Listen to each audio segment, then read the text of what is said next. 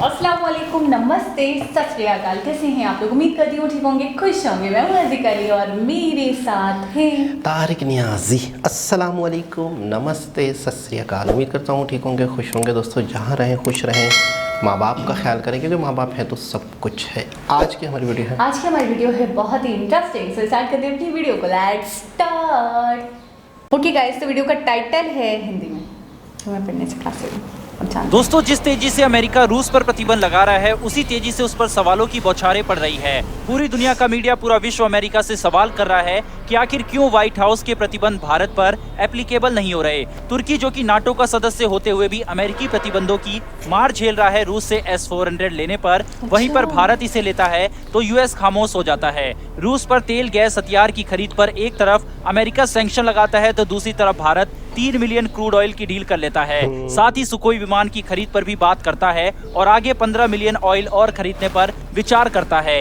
यही कारण है कि इस समय अमेरिका बेहद ज्यादा परेशान है भारत से, क्योंकि जाहिर है दुनिया अमेरिका से सवाल तो पूछेगी ही कि भारत पर आपके सैंक्शन का असर क्यों नहीं पड़ता। यहाँ तक कि यह सवाल चीनी थिंक टैंक भी उठा रहे हैं कि कैसे वर्ल्ड पावर अपने आप को कहने वाला अमेरिका भारत के सामने भीगी बिल्ली बन जाता है। चीन की तरफ से ऐसी बातें इसलिए की जा रही है क्योंकि जब चीन ने अभी हाल ही में रूस से व्यापार जारी रखने की कोशिश की तो अमेरिका ने उसे पकड़ लिया और उस पर भी सैंक्शन की धमकी दे डाली। साथ ही 6 घंटे तक उससे मीटिंग की, जिस वजह से चीन अब रूस को लेकर ज्यादा उछल नहीं रहा। कारण यह है कि अमेरिकी सैंक्शन का असर रूस पर भले ही ज्यादा ना पड़ा हो और किसी तरह रूस अपने आप को बैलेंस कर रहा है, लेकिन अगर अमेरिका ने चीन पर सैंक्शन लगा दिए तो उसकी पूरी अर्थव्यवस्था चौपट हो जाएगी, क्योंकि चीन की पूरी दुनिया में कई परियोजना विभिन्न देशों में चल रही है।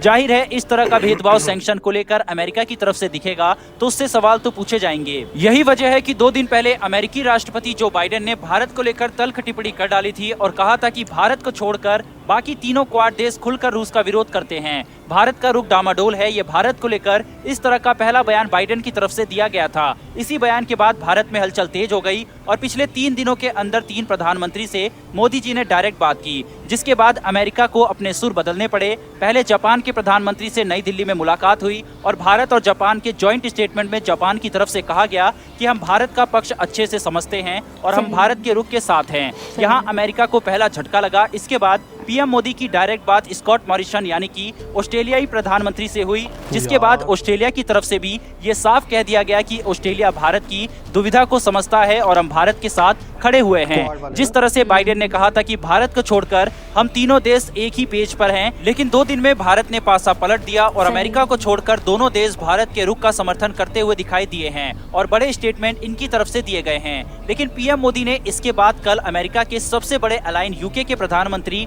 बोरिस जॉनसन से भी कॉल पर बात की। यहाँ पर भी जो बात हुई थी वो यूक्रेन और रशिया के मुद्दे पर हुई है। पीएम मोदी ने यहाँ पर यूके के प्रधानमंत्री को भी अपनी सिचुएशन बताई और अपना रुख क्लियर किया और बताया कि किस तरह से भारत ह्यूमैनिटेरियन मदद यूक्रेन में पहुंचा रहा है। साथ ही भारत चाहता है कि बातचीत से इस मसले को सुलझाया जाए। इस तरह से भारत ने अपनी कूटनीति से एक बार फिर से यूएस पर दबाव डाला है, जिसके बाद अमेरिका को अपने सुर बदलने पड़े और अमेरिकी विदेश मंत्रालय के प्रवक्ता नेड प्राइस ने कहा है कि साझा हितों को देखते हुए अमेरिका अभी भी भारत का सहयोगी है और एशिया प्रशांत क्षेत्र को लेकर दोनों के साझा हित हैं। उन्होंने कहा भारत और अमेरिका में गहरे संबंध है। अगर ऐतिहासिक रिश्तों को अलग करके देखा जाए तो अमेरिका भारत के लिए पार्टनर ऑफ चॉइस है। किस तरह से भारत को लेकर पूछे गए सवाल का जवाब नेड प्राइस ने दिया, देखिए इस छोटी सी क्लिप में।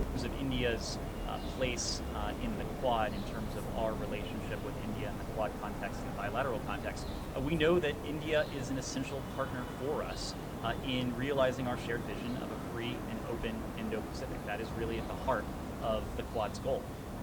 India has, of course, had a historic defense and security relationship with Russia over time. That relationship came of age and came together at a time when the United States nor some of our partners were prepared to have that kind of relationship with India. It was a very different time, different considerations, but those times have changed. They've changed in terms of our willingness and ability to be a strong defense and security partner of India. This is a bilateral relationship that has deepened in a number of ways over the past 25 years or so. This has also happened on a bipartisan basis. So the fact is that we are a partner of India now. We are a partner of India when it comes to shared interests, when it comes to the values we share in a free and open Indo-Pacific, and we've invested in that relationship in terms of our defense and security. So historical relationships notwithstanding, we are a partner of choice for India now, as are many of our partners and allies around the world. Yes. दोस्तों, इससे ये साफ जाहिर होता है कि भारत की diplomacy को चैलेंज करना ये यूएस के हित में नहीं है और ये इतना आसान भी नहीं है। लेकिन एक चीज तो क्लियर है कि आने वाले समय में जैसे जैसे दुनिया तीसरे विश्व युद्ध की ओर बढ़ेगी, भारत के लिए इन सर्कमस्टांसिस में दोनों तरफ बैलेंस करके चलना आसान नहीं होगा। ये शुरुआत है, लेकिन आगे और भी समस्या भारत के लिए खड़ी होने वाली है। लेकिन अभी तक कमाल की कूटनीति पेश की है भारत ने और रूस और अमेरिका को बैलेंस किया हुआ है। साथ ही प्रतिबंधों के बावजूद भारत का व्यापार जारी है। वहीं इस विषय में आपका क्या विचार है कि क्या भारत को आगे चलकर किसी एक देश को चुनना पड़ेगा या भारत दोनों को बैलेंस करने में कामयाब हो जाएगा? और अगर रूस और यूएस में किसी एक को चुनना पड़े, चीन का फैक्टर भी ध्यान में रखकर, तो वो कौन होगा? कमेंट में जरूर बताएं और आने वाली डिफेंस और वर्ल्ड अफेयर से जुड़ी लेटेस्ट वीडियो के लिए चैनल को सब्सक्राइब कर बेल नोटिफिकेशन को ऑन कर लें, जिससे ऐसी वीडियो आप तक सबसे पहले पहुंच सके। फिर मिलेंगे ऐसी एक नई वीडियो के साथ। धन्यवाद। जय हिंद। जी जनाब, सबसे पहले तो मैं बहुत बड़ी दाद दूंगा इंडिया की पॉलिसीज़ को, हिम्मत को। सबसे बड़ी बात तो हिम्मत को। मैं आपको थोड़ी सी एक मिसाल देता हूँ, आप हैरान हो जाएंगे कि इंडिया ने क्या गेम खेला है। मेरा सामने वाले शख्स के साथ हुआ है फड्डा, ठीक है, फड्डा भी नहीं हुआ, मतलब वो मेरी राय जानना चाहता है, ठीक है। अब मैं राय दूंगा खुल के तो मेरी राय क्लियर हो जाएगी इनके आगे, फिर वो फैसला करेगा मैं क्या हूँ। तो मैंने अपनी राय देने के बजाय मैंने एक और बंदा पकड़ा और उससे मैंने अपनी विचार क्लियर किए और मैंने उसके मुंह से कहलवा दिया कि मैं सही हूँ। लेकिन वो जिससे कहलवाया है वो इसकी भी अहमियत है, उसकी भी।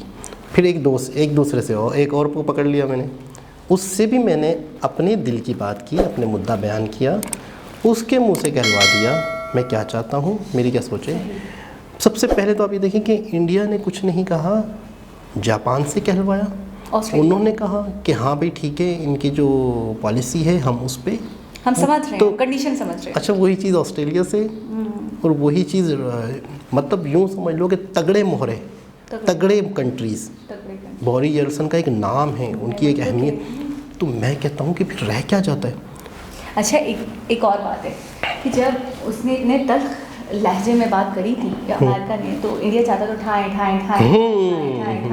ठाए शुरू होती। ठीक है भाई, कौन हो, क्या हो गया, क्या मसला है, अपना खाते कमाते। जैसे हमारे प्राइम मिनिस्टर माशाल्लाह से इगोइस्टिक, जो आता है बोल देते हैं, बस ठाए सीक्रेट बातें भी बता देते हैं, बोल देते हैं। तो सामने वाली दुश्मनी नहीं। अब जैसे मेरे किसी से कोई नाचाकी के हालात हैं या नाचाकी के मामलात हैं या उससे अच्छे मामलात नहीं चल रहे हैं या वो मुझे गलत समझ रहा है, अब मैं उसको जाके समझाऊंगी तो वो फट पड़ेगा मुझ पे कि ये तो तुमने तो ये करा, तो तुमने तो ये करा। तो अक्लमंदी ये है कि मैं ना जाके समझाऊँ, बल्कि जो हम दोनों का एक कॉमन फ्रेंड है, इस तरीके से समझ लें, जो उसे भी जानता है और मुझे भी जानता है, ठीक है, तो मैं उसको अपनी बात बताऊँ ताकि वो अकेले में जाके उसे बोल दे, या अकेले में ना बोले तो वो अपने स्टेटमेंट के थ्रू बता दे कि इंडिया गलत नहीं है या मैं गलत नहीं हूँ एक तरीके से। तो सामने वाले पे भी असरअंदाज होगी कि देखो वो खुद तो नहीं कह रहा है ना, दूसरे उसका साथ दे रहे हैं, दूसरे बोल रहे हैं, तो यकीनन वजह है, यकीनन बात है, यकीनन इंडिया सही कर रहा है। अच्छा, दो ऐसे देश हैं जिनकी वजह से शायद मैं जो सारी चीज़ों को समझ रहा हूँ, सबसे पहले तो एक देश बोलूँगा और मैं सेकंड नंबर पे दूसरे देश को भी डालूंगा बीच में। एक ऐसा देश है मुझे लग रहा है जो अब तक सिचुएशन चल रही है और इंडिया का जो किरदार है और इंडिया का जो मकसद है डेवलपमेंट, देखिए सबसे पहले तो तीसरी जंग का हर कोई हवाला दे रहा है। तीसरी जंग मैं कहूँ कि अगर शायद तीसरी जंग अजीम अल्लाह करे नहीं होती तो मुझे ऐसा लगता है उसमें सबसे बड़ा किरदार इंडिया का होगा। पहली चीज़ तो मैं ये क्लियर कर दूं। और अगर दूसरा कोई देश है जिसका ये तीसरी जंग अजीम ना होने में किरदार होगा, वो मैं कहूँगा चाइना का है। अब मैं इन दोनों की एक मेन चीज़ आपको बताऊँ, इनकी सिमिलरिटी, इनकी जो एक फोकस है टोटल डेवलपमेंट। जंग क्या होगी, जंग का मकसद क्या है, पूरी दुनिया कई साल पीछे चली जाएगी, सहम जाए, पीछे चली जाएगी तरक्की के मामले में। पूरी दुनिया का नुकसान होगा। ऐसा मामला है कि हमारे इंडिया में, पाकिस्तान में, चाइना में जंग नहीं हो रही होगी, वहाँ वो देश लड़ रहे होंगे, रशिया और नेटो, फ़र्ज़ करते हैं, पूरी दुनिया हिल जाएगी, पूरी दुनिया की।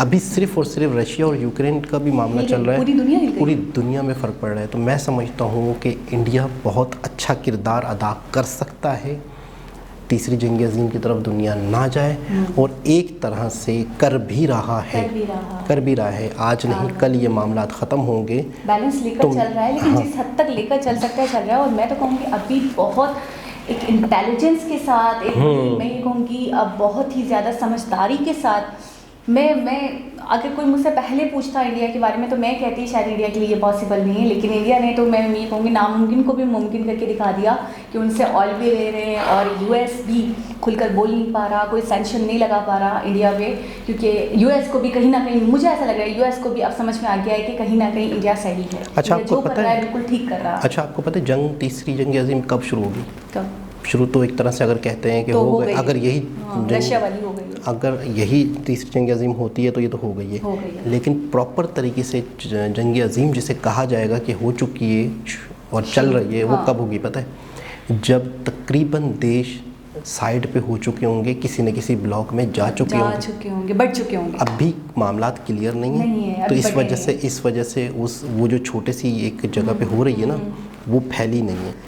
तो जितना हद तक इंडिया ने इस चीज़ को टालेगा, जितना हद तक इंडिया किसी एक का साइड खुल के नहीं लेगा, या जापान हो गया या ऑस्ट्रेलिया हो गया, बहुत सारे देश हैं। अगर हम देखें, पाकिस्तान न्यूट्रल रहा है, चाइना न्यूट्रल रहा है, तो ये अच्छी बात है, न्यूट्रल रहा है, इंडिया न्यूट्रल रहा है।